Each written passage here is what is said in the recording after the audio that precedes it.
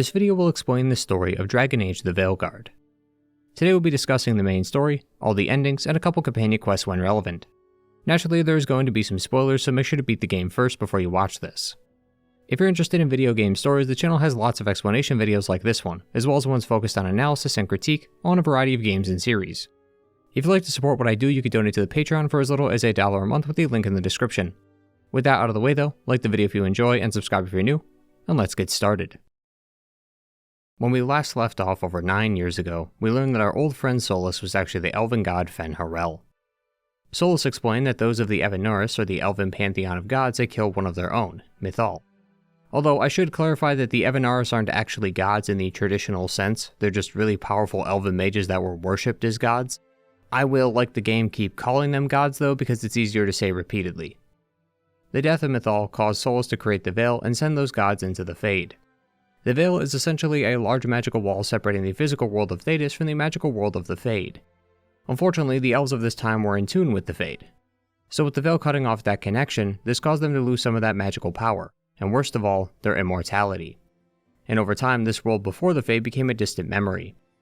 This then led to centuries of strife with the elves being killed or taken as slaves by humans, either living out in alienages or out in the woods trying to survive on their own. Solus feels directly responsible for this, so he's decided to make things right by destroying the Veil. This would, however, destroy the world in the process. It would be a complete system reset. This then leads us to today, 10 years later, where Solus's long-awaited ritual to remove the Veil is about to begin. Varric, a companion of Solus's during the time of the Inquisition, decided to put together a team to stop him. This would include our protagonist Rook, who can come from a variety of different backgrounds depending on your choosing. Varric and Rook then meet with the other team member Lace Harding, a scout who worked for the Inquisition. They manage to track Solus to Minrathous, the capital of the Tevinter Imperium. However, Minrathous is a massive city, so they'll need an expert to find him, so they came here to find the local detective Nev Gallus. Floating above the city is the Archon's Palace. A bright flash of light and a magical tear appears, causing demons to come flowing out, attacking the city and its people. A small tease of what the world will look like if Solus succeeds. After meeting with Nev Gallus, she says that she knows where Solus is located. She managed to find hints of old magic similar to what you would find in an ancient elven ruin. This leads us to an alluvion that spits us out to the Arlathan forest, not too far away from where Solus is. Varric plans to talk things out with Solus, hoping he'll listen to reason. Solus tells him that he plans to minimize as much of the damage as possible. But it's clear these two have different definitions of the term if the attacks of Minrathous are any indication.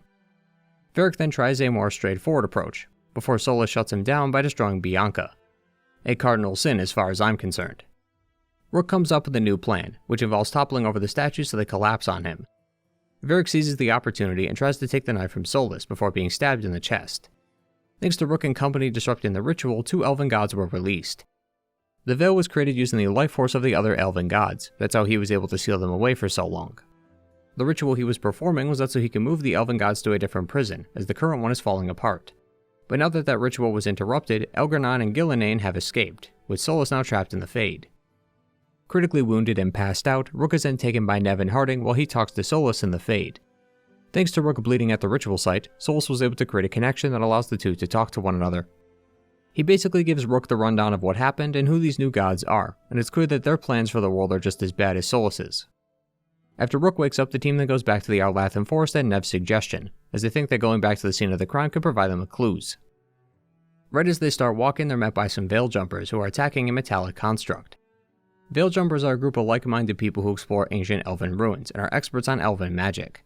Irulan and Strife here recommend that we find their friend Balara. She's one of their best experts, but she's gone missing recently. Once they find her, the team assists her in deactivating some artifacts that have recently awakened. These artifacts were kept contained on purpose, leaving them unprotected could be problematic. On the way there, they encounter Thedas' favorite pest, the Darkspawn. As the story often goes, a few Tevinter Magisters got cocky with their power and attempted to reach the Golden City. When they arrived, its golden beauty was tainted by their presence, causing the city to turn black and for them to become the first Darkspawn. Balara points out though that something is different about them, and that the Blight may have changed, something we'll circle back to later. After getting Balara back to camp, we then go to Demetis Crossing, a Dalish elf town that they recently lost contact with. As we approach Demetis Crossing, we see that it's already overtaken by the Blight. The elven gods have not only corrupted the buildings, but also the people. Those that are still alive are being compelled to round up others that they could be consumed by the Blight. While the gods remain at fault for this, the blame also belongs to the mayor, who is promised gold as a reward for his cooperation. This becomes our first choice of the game. Leaving him to his fate means he'll turn into a blighted monster that you can come across in a side quest later. Rescuing him, however, means that he'll reappear in a Venatori camp. Your words of sympathy were strong, but the will of the gods was stronger, and he's right back to working with them again. As the group returns to report the bad news about Demetis crossing, everyone's favorite Witch of the Wilds returns and introduces herself to the team. The last time we met, Morrigan was working with the Inquisition and assisted them in taking down Corypheus. Since his defeat, she's been working with the Veil Jumpers as an arcane advisor. Naturally, she'll be a big help when it comes to taking down Elganar and Gillenane, so she'll lend us her aid when she can. Morgan recommends that we find the dagger Solus used to stab Varric, as its power is better kept in our hands than the gods. As they approach the ritual site, they do find this dagger. Harding picks it up, but as we can see, that lyrium has reached into her veins somehow. This causes her to be corrupted, for lack of a better word. The reason as to why is explained in her side quest though, as it has nothing to do with our elven gods, nor the Darkspawn. For now, all we know is that it gives her the power to move rocks, which is certainly strange considering dwarves are the one race that isn't in tune with the Fade. They literally can't use magic. All that matters though is that we got the dagger. Our two gods seem to have taken notice of this, and have now been forced to create their own dagger made from red lyrium. Rook then heads to his room and tries to talk to Solus, to hopefully figure out what to do next now that the dagger is within their possession. Solus explains that there are two things the gods need, the Blight and followers. According to Solus, the Blight is their main tool of destruction, and so far all we've seen is a tiny fragment of its power. The rest has yet to be unleashed. Besides the Blight, the gods need more influential power, so gathering followers will be important to their cause. While different people from all walks of life come to join the gods, the two biggest threats we face are the Venatori and the Antum. The Venatori were introduced quite heavily in Dragon Age Inquisition. They were working with Corypheus to start chaos in Thedas and restore glory to Tevinter. Here they are now worshipping the gods, likely for the same reason. The other is the Antam. They are the military branch of the Quinari. Usually Quinari stay within their roles and never disobey the Qun, but some of them seem to have split off and obeyed the gods. To take the fight to the gods though, we're going to need some allies of our own. Nev has a list of leads we can pursue. She recommends the Demon of Virantium, a fearsome mage killer who works for the Antivan Crows. She also suggests going back to Minrathous to meet with the Shadow Dragons, a resistance group fighting against slavers, blood magic, and imperial corruption. I chose to find our demon first. Our Demon of Virantium was a member of the Crows, but he was killed over a year ago. However, according to Katarina, first Talon of the Crows, the body that was delivered to her was not her grandson. After a year of searching, she managed to track down his location to the ossuary here in Treviso. As we arrive, our main man breaks out of prison thanks to our distraction and takes down the guards. We can see that magical wings sprouted from his back, which is interesting given who he is. Magic in Dragon Age has always been a dangerous endeavor. Using magic means being in tune with the Fade. The Fade, however, houses spirits. Spirits are usually named by their personality traits, aspects of humanity that they embody. These aspects stem from the spirits possessing people they find. Mages are most at risk for this possession because of their magical abilities. There was Connor from Origins, who was possessed by a desire demon, and then there were all the mages who became abominations at the Circle. Having said that, the spirits of the Fade are unique and don't always possess nefarious intentions. There was, for instance, the Spirit of Faith who possessed Wynne after she died, which saved her life, or the Spirit of Justice, who, as the name implies, always fights in the name of justice. They would go on to possess Anders, an apostate mage who tries to fight for mages' rights. Although, you'll recall what happened when those two merged. The point being, in most if not all these circumstances, these possessions are the results of demons and spirits willingly entering a person's body. Our Demon of Virantium, also known as Lucanus, is different. He isn't a mage, he doesn't possess any magical talents, yet he is possessed by a demon of spite. That's because the Venatori mage overseeing this place, Zara, had kidnapped both people and demons and used them in various experiments. For Lucanus, she wanted to forcibly combine him with spite to see if they could merge. He's then by definition an abomination, but doesn't seem to be controlled as much by the demon as other abominations we've seen across the series. Before we can return to the Crows though, we have to destroy a vial of Lucanus' blood that the Venatori kept here, as that's how they were able to control him. Afterward, Lucanus agrees to join the Veilguard. He owes us for saving his life, and he considers the gods to be like any other contract he's taken, and a crow doesn't break contracts. Next up is Minrathous, where we meet with the Shadow Dragons. According to them, there was a lot of commotion going on in town. Ritual sacrifices are happening underground, and numerous relics are flooding the black market. So it's clear the Venatori are trying to gain power. While getting to their hideout, we run into Darkspawn and Venatori. Traditionally, the Darkspawn have always acted alone. There's not a single time that comes to mind where the Darkspawn allied themselves with someone that wasn't their own. So seeing them work together with the Venatori is quite strange. Through some investigation, we learn that Elgranon had blessed some of those within the Venatori with the ability to control Darkspawn through blood magic. The group then heads to the Cobbled Swan, a little bar here in Minrathous, to talk with the First Warden, leader of the Grey Wardens. The Grey Wardens were specifically created to fight the Darkspawn. As shown in Dragon Age Origins, those of the Order consume Darkspawn blood to fight them. The blood gives them heightened awareness, always letting them know when a Darkspawn threat is near. First Warden Jawan here though doesn't believe our story, and admittedly, saying that elven gods came from the Fade and are using blight to rule the world, it definitely sounds pretty insane. Helping us a bit though is Dorian from Inquisition. After the events of Inquisition, he met with May Varys, leader of the Shadow Dragons, and started a faction called the Lucerni, hoping to change Devinter for the better. Except May Varys was framed for something she didn't do, which resulted in her losing her magisterium status, and the faction was dissolved shortly thereafter. May Varys still wanted to continue operations within Minrathous though, so she took the faction underground away from prying eyes, which is when it would become known as the Shadow Dragons. When talking with the First Warden, he recalls the time that the Inquisition had stumbled upon a ritual, where a Venatori mage was working with Corypheus, and had corrupted the Grey Wardens into becoming hosts for demons. Dorian mentions this moment because the leader, Warden Commander Clarel, had been convinced by the mage to do this. After all, Corypheus had transmitted the calling to them. The calling is almost like a bad omen. It tells the Warden that they will soon be corrupted by the Darkspawn blood they have ingested. Once the calling happens, most go into the deep roads to die an honorable death. Corypheus had faked the calling to weaken their forces. Basically, Dorian's trying to say that the Wardens aren't always perfect judges of good character, and that their order shouldn't be considered absolute. Especially when Dorian says that it would suck for the people to learn that the First Warden had authorized all that. Afterward, Dorian then says that Jawan ain't worth his salt and that we should find some real Grey Wardens to talk to, like ones actively fighting the Blight, not one sipping wine in a tavern. Harding knows a few Wardens that might help, a married couple, Evka and Antoine. Thankfully, they are more helpful than Jawan, as they both understand and agree that the Blight has changed, and not for the better. They recommend we find Davrin, a Grey Warden and excellent monster hunter to boot.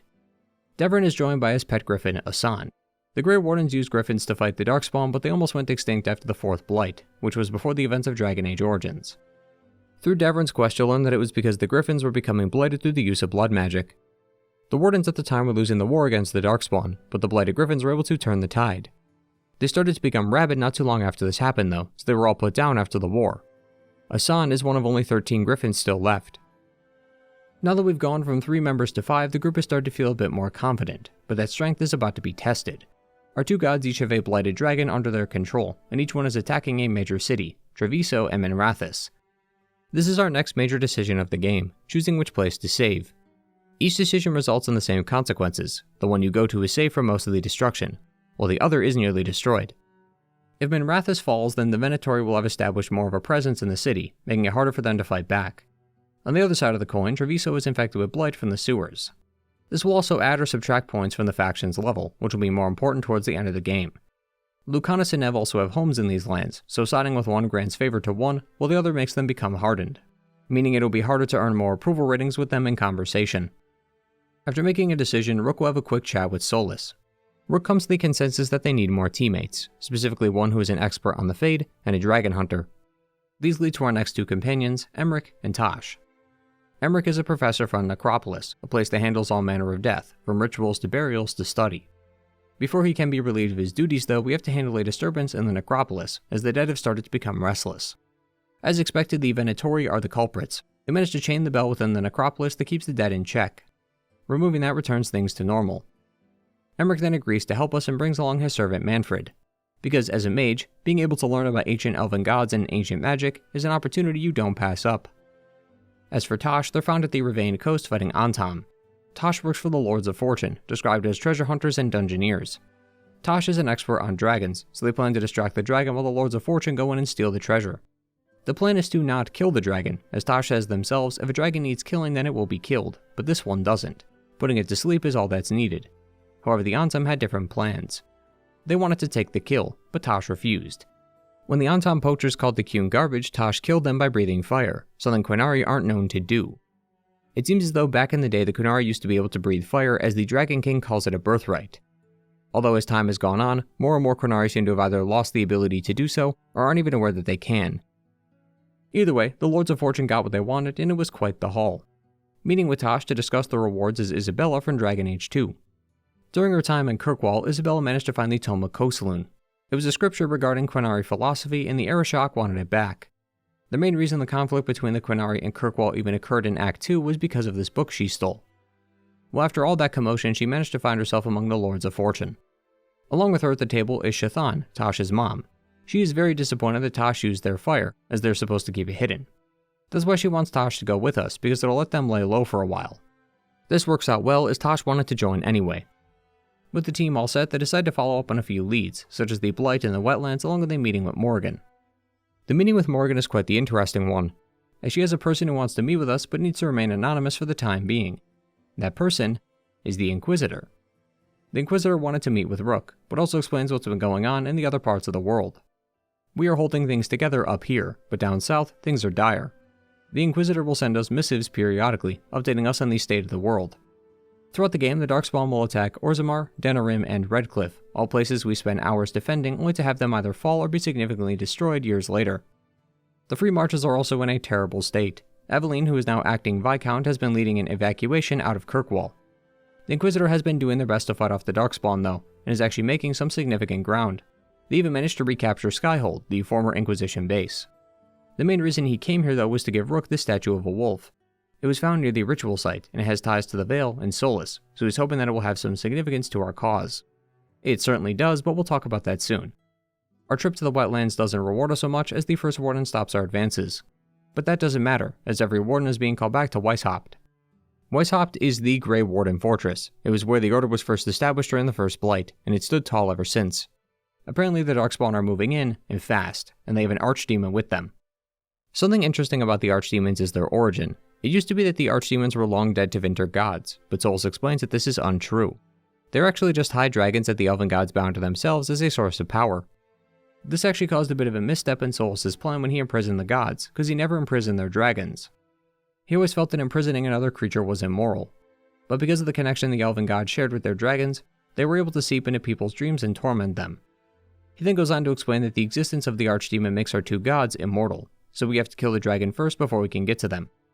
Solus also recommends using his dagger that we took, as it could pierce through their enchantments and deal some significant damage to them. As we arrive, the fighting is already underway. Gillenane is the one spearheading this attack. The team then devises a plan. Davern is going to kill the Archdemon, while Lucanus handles Gillenane afterwards. That ends up failing. They distract the dragon long enough to get it trapped. The First Warden then goes to kill it, only for him to die. Gillenane then transforms the beast into some kind of hydra. Once that's defeated, Davern goes to kill it, prompting Lucanus to strike at Gillenane, but he only wounds her. Lucanus, the expert assassin, has missed. Weirder, Davern was still alive. Grey Wardens are supposed to be the ones who deal the killing blow because the essence of the Archdemon would just go to a Darkspawn instead. Having a Grey Warden kill it stops the blight, but it also kills them. Davern was ready to lay down his life for a better world, but he survived. While anyone would be happy to hear this, the Grey Wardens join knowing this will happen, so it's made him feel conflicted. This conflict of the mind is a major contributor to the group's failure. As Emmerich explains, each of them has their own personal hangups that are holding them back, causing them to be not on their A-game. Basically, this is BioWare encouraging you to start doing some of their side quests. Eventually, the team will receive word that the dragon Rook fought earlier was spotted inside a tower in the wetlands. Tosh plans to use the dragon call to get its attention, while our team and the Grey Wardens ambush it when it gets out. Right when it's defeated, Gillenane appears to get revenge for what we did at Weishaupt. She also brings the other dragon, the one that attacked the other place you didn't choose. Using some poison ballista bolts, both dragons go down, leaving Gillenane without any help. She attempts to reanimate the dragons again, but Rook stops her with a ballista shot. This ideally would have led to her death, but her brother Elgar'nan has finally arrived.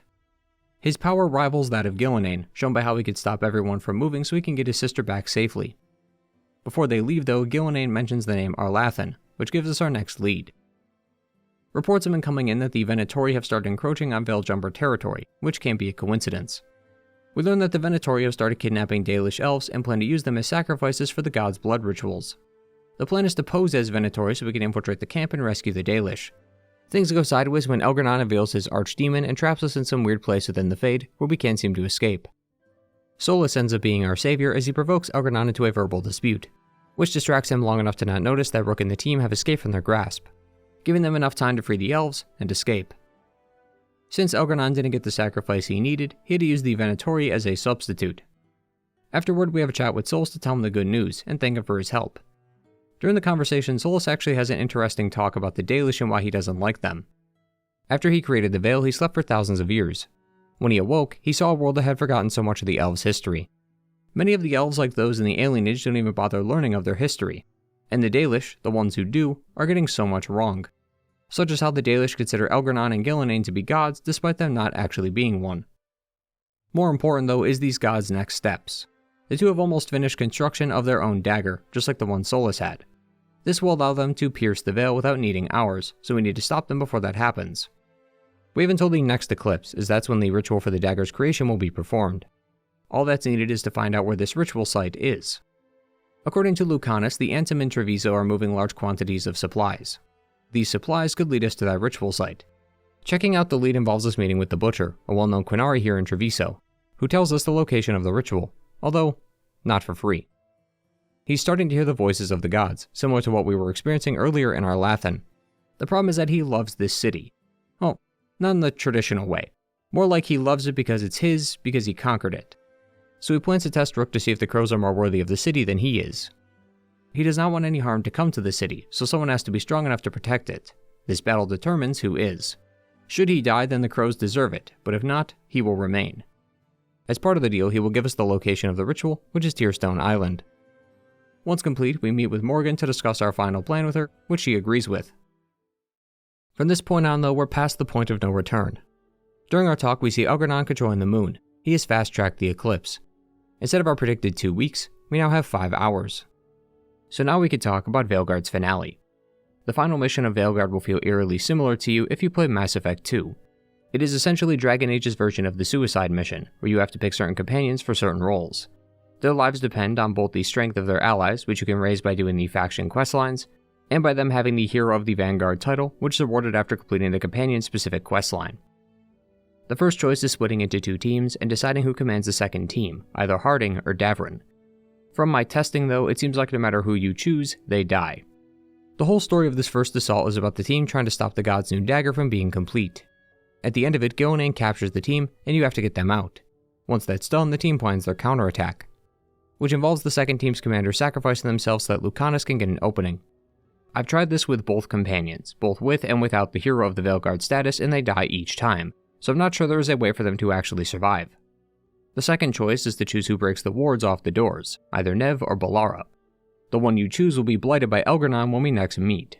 The team then moves to kill Gillenane and succeeds, but it will come at the cost of a teammate's life. Thanks to the dagger being embedded in Gillenane, the power of the Fate itself is ripping apart. Once we remove it, Solus appears and uses this moment to escape. The prison he was locked inside was sealed away using regret. It takes your deepest regrets and continuously berates you with them. Solus, through his guidance and conversations, molded Rook into a suitable replacement, someone who also harbors a deep regret, allowing him to escape while Rook stayed trapped inside. To leave, we must confront our regrets. The first 2 are based on your prior choices. For me, it was Balara and Davrin.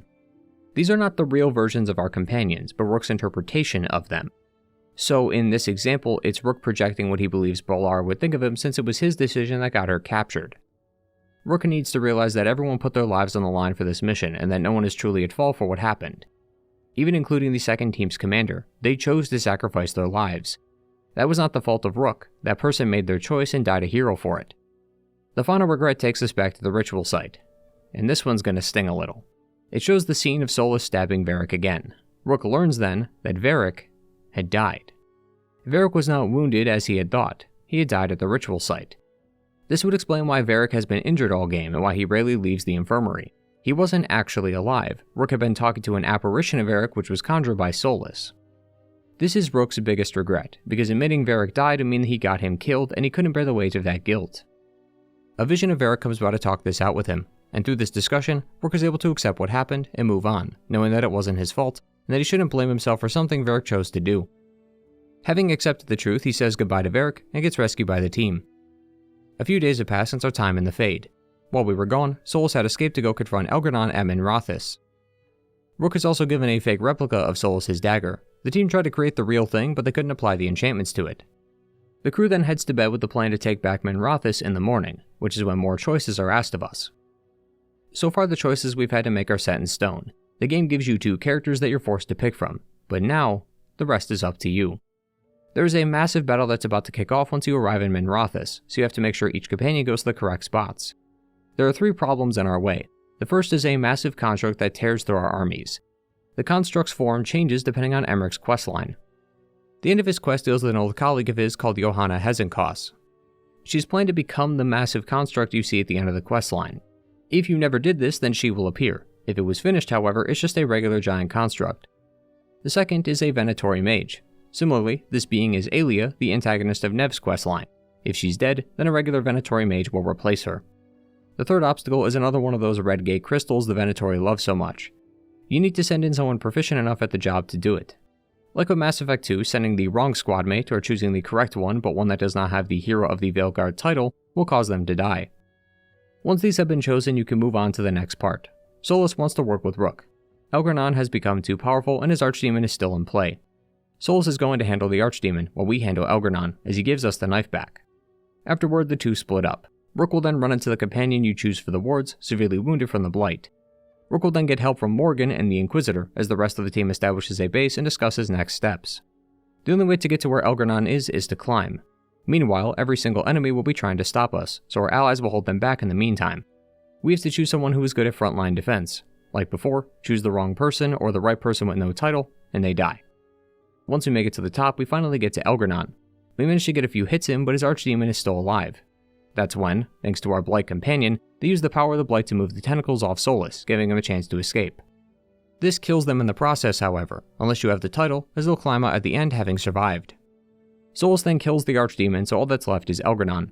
Rook then takes the dagger, stabs it into the Elven Mage, and kills him for good. Only for Solus to, of course, betray us. Solus promised us earlier that the Veil would not come down by his hands. Technically he's correct, because the Veil is tied to the life force of the Elven gods.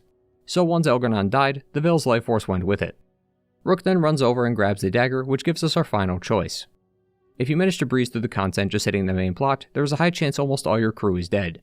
If so, the game doesn't give you a choice, and instead plays out its own cutscene, showing Rook and whoever you brought with you fighting Solus before your companions are turned to stone.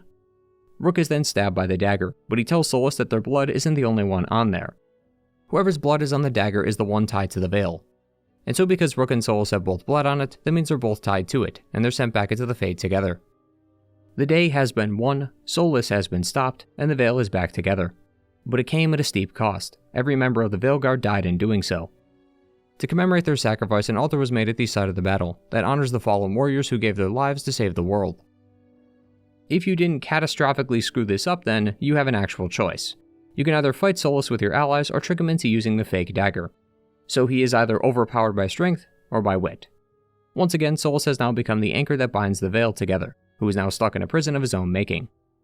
Thanks to their heroic efforts, tales of the Veilguard's feats are echoed across the world, with the ending slide showing off the quest that you completed. There is, however, another ending to this, but that's going to require some extra effort. You'll recall earlier when I mentioned that the Inquisitor had brought Rook a wolf statue. This allowed the Veilguard to look at a mural that described a regret of Solus. Basically, to get the true ending, you must glimpse into the past of Solus to understand him. Trying to talk him down didn't work, as we saw with Varric, but if we can learn about his past and mention these transgressions to him, we might be able to start an actual dialogue. To get some of these statues, you'll have to find these memories, which are parts of Solus's past before the gods were sealed away. The first memory is us playing as one of his spirits fighting in a war between him and Elgranon. We were unable to win, however, as the large forces of the Citadel overpowered us. Solus had intended for this to happen, as the spirits were used as a distraction so that he could sneak in and take a relic from them. The next is Gilneain's lab, which is currently testing on the Darkspawn and Blight.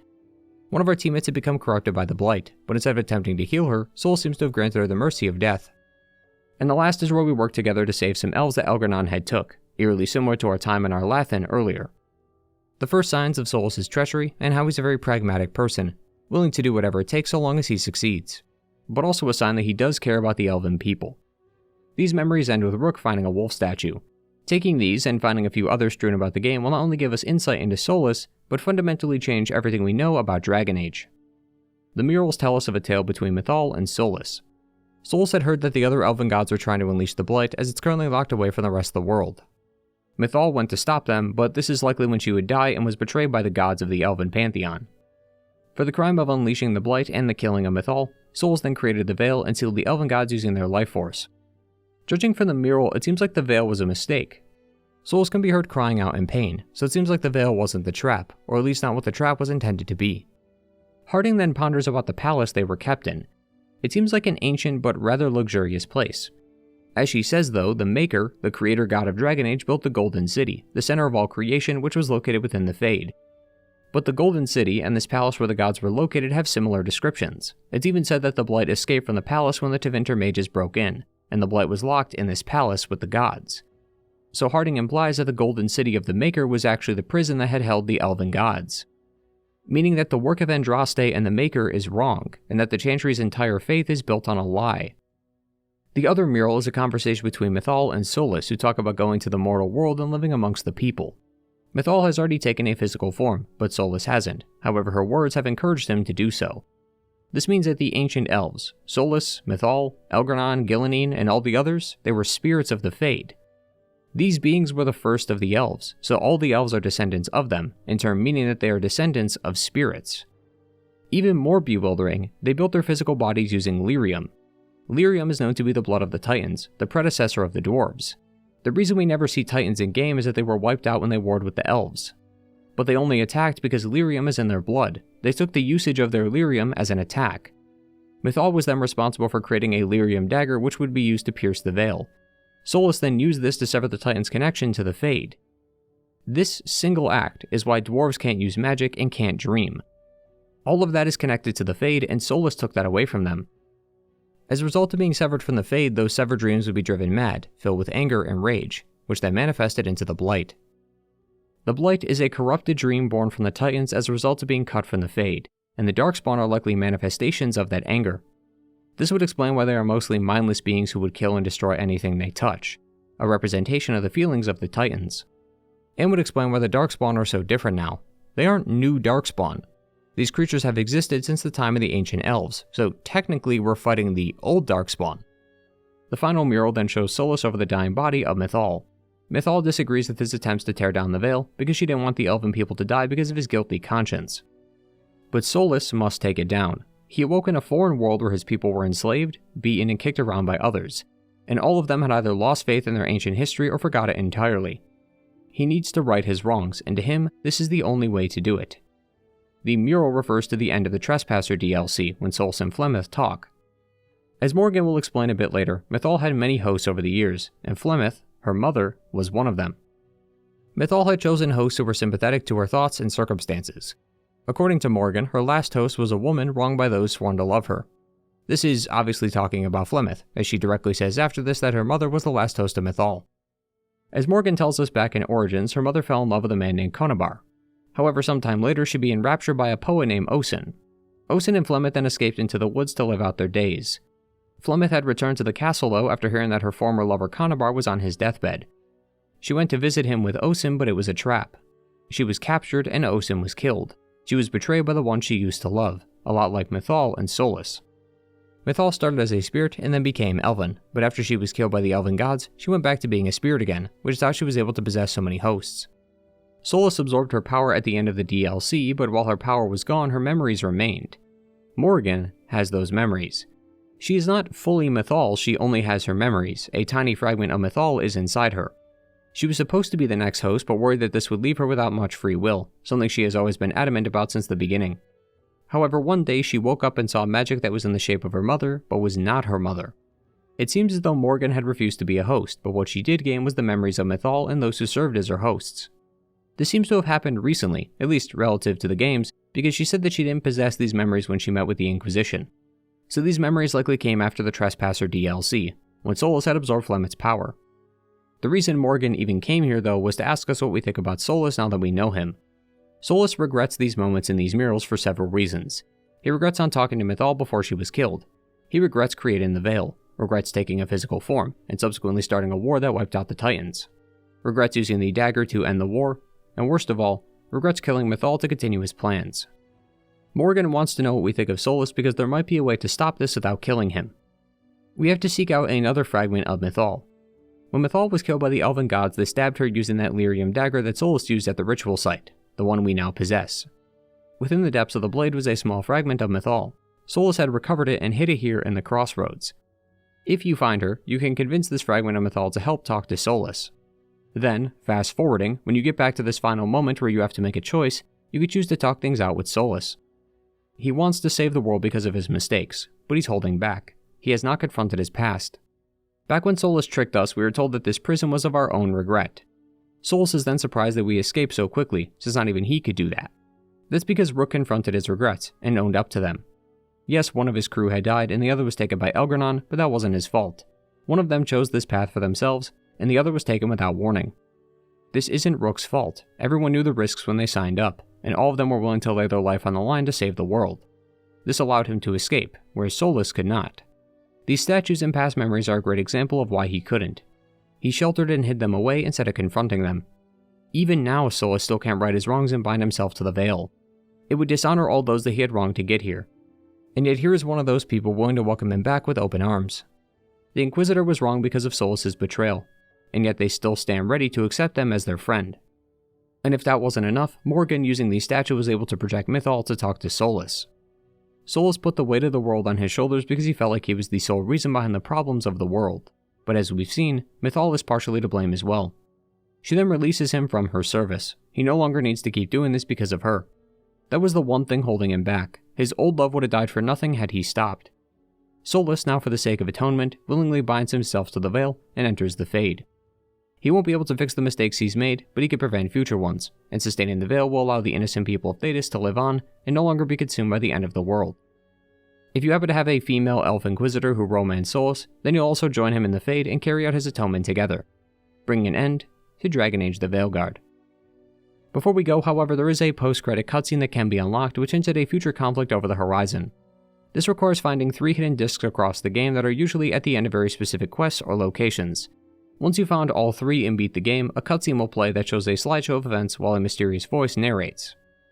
It shows various events from across the series, like the Tevinter Magisters before they became Darkspawn, Logain's betrayal at Ostagar, Bertrand and the Red Lyrium Idol and the subsequent conflict between the Mages and Templars, and the Breach of Inquisition.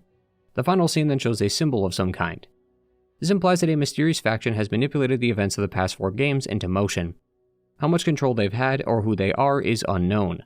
However, many people have theorized though that it's the Executors. Their involvement was mostly seen in Inquisition, and even then it was a few offhand comments and a war table report. They are known as those from across the sea, implying that they might be from a place outside of the continent of Thedas. If that's true, it's somewhere we've never been before, as basically the entirety of Dragon Age's lore revolves around Thedas. What their plans are, or if this faction really is the Executors, is unclear, but what is that Dragon Age has no plans of going away just yet. Although numerous recent interviews from devs have stated that BioWare is all hands on deck for Mass Effect 5, so a DLC that bridges the gaps for the games like previous entries, or even DLC at all seems very unlikely. Still, this brings us to the end of Dragon Age The Veilguard, and subsequently, the end of this video. I want to thank you all for making it this far. While you're here, make sure to like and subscribe for more content like this. Make sure to also check out my other videos if video game stories happen to interest you. As always, thank you to the patrons who support the work I do, and my returning viewers for coming back to another video. Take care everyone. Goodbye.